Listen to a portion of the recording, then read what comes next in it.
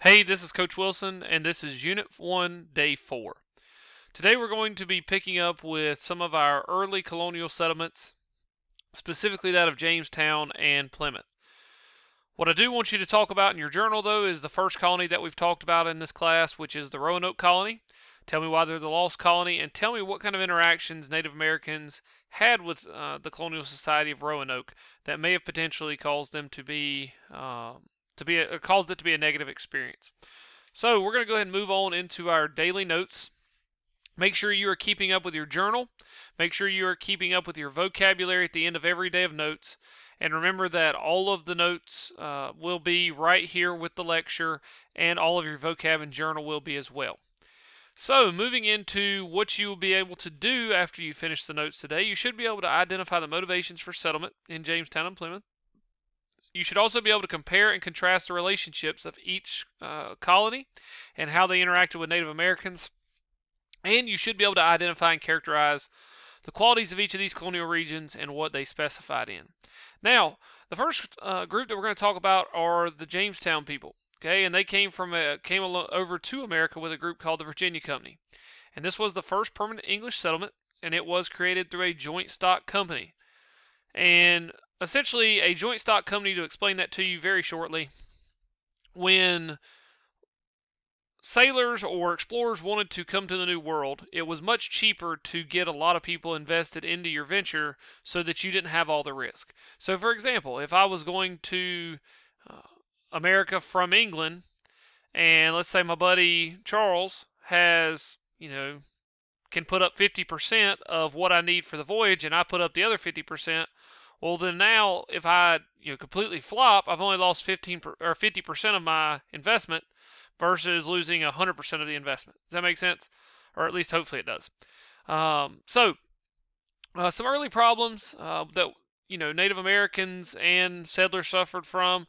Native Americans felt like they were being encroached on by the settlers, and obviously many of these settlers just kind of pushed onto the land and took it. They didn't really ask or try to work together.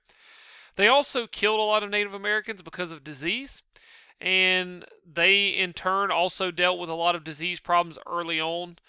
There was lots of famine early on in the Jamestown settlement, and all along the eastern coast of North America and during this time there was a period known as the starving time, and it was a winter that was very, very cold. The settlement was very, very poor. They didn't really come over with the idea of settling. They came over with the ideas of finding riches and gold, and so therefore they didn't have the supplies they needed.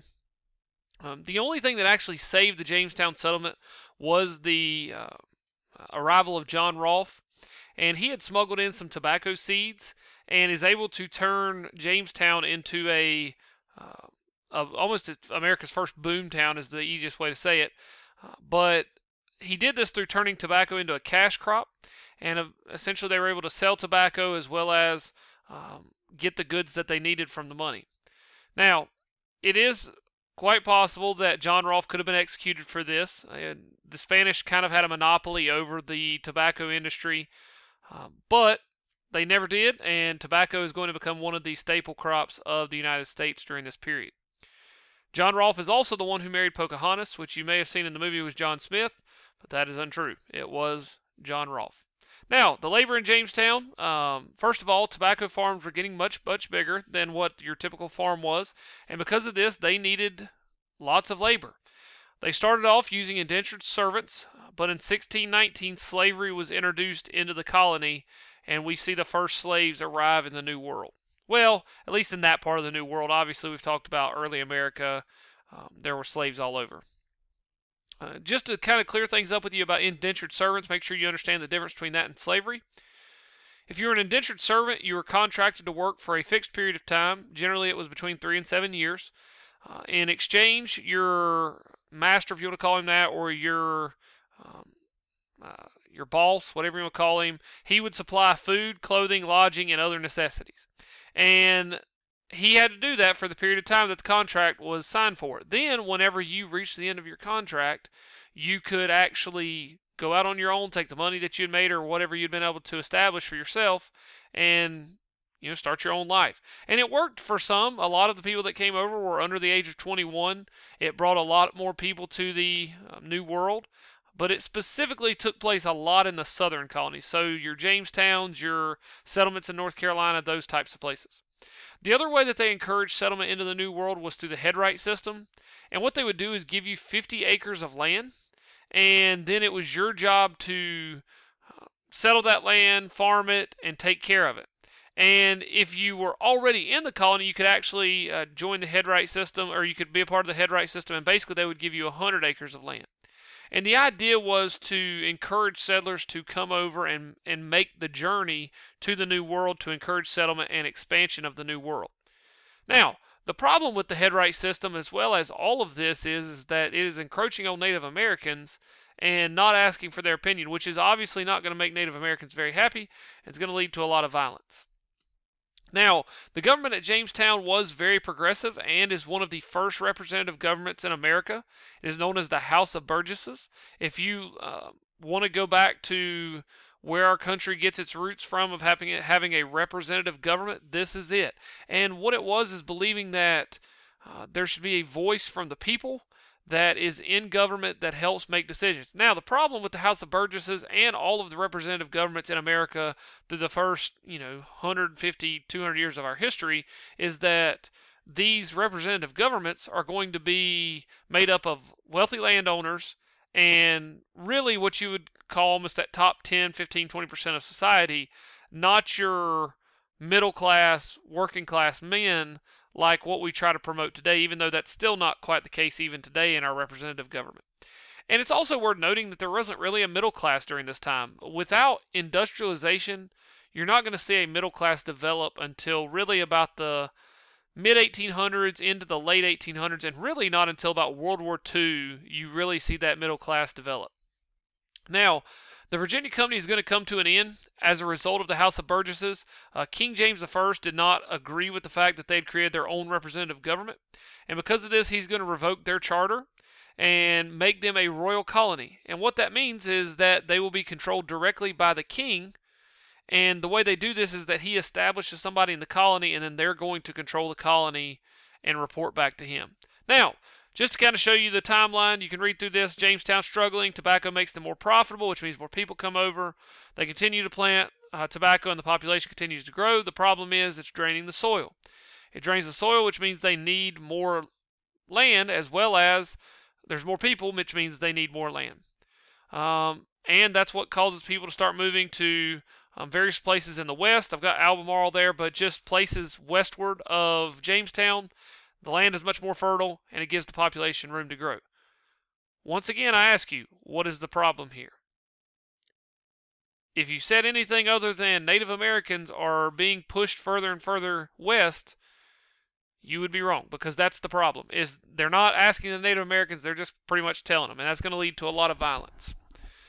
Now, the Plymouth colony was established in 1620. It was settled by pilgrims, and they had left England looking for religious freedom. And these Puritans, as they come to be known, make up two different groups.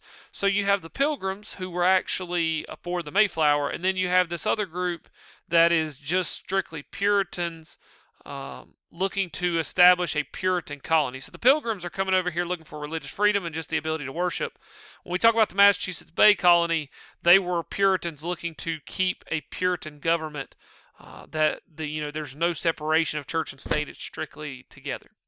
Now, aboard the Mayflower, the Pilgrims landed off the Massachusetts coast, and they decided to make the Mayflower Compact. And this is one of the first governing documents in our society. It was basically just an agreement among the Pilgrims who settled there in Plymouth, and that they were going to have a self-governing body that was based on popular sovereignty, which would mean, that whatever the majority votes on is how they're going to that's how they're going to proceed, and it would be a direct democracy, which means the people directly vote for the leaders they want, and everyone has the same vote. There is no representative government there. Now, unfortunately for Plymouth and for much of the Massachusetts Bay Colony, and this goes about the same time as Jamestown, more than half of the first pilgrims that arrive die, and they die of starvation, and that's in large part because they arrived during one of the worst winters in American history.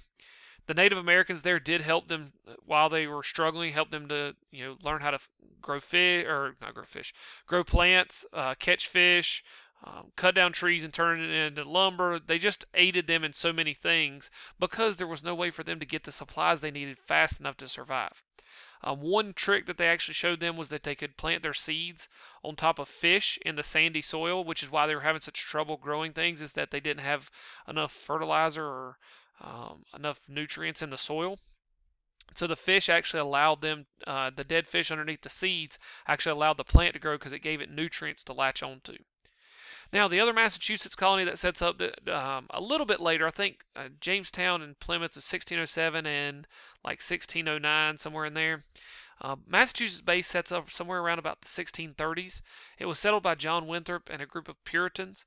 And what had happened is they're going to found the city of Boston, but more importantly, they're going to set up their society where you had to be free, a Puritan, and you had, in order to participate in elections, you had to be a male. And so no females, no, female leadership in their colonies. It's strictly, very hierarchical with men being at the top, then women, then children.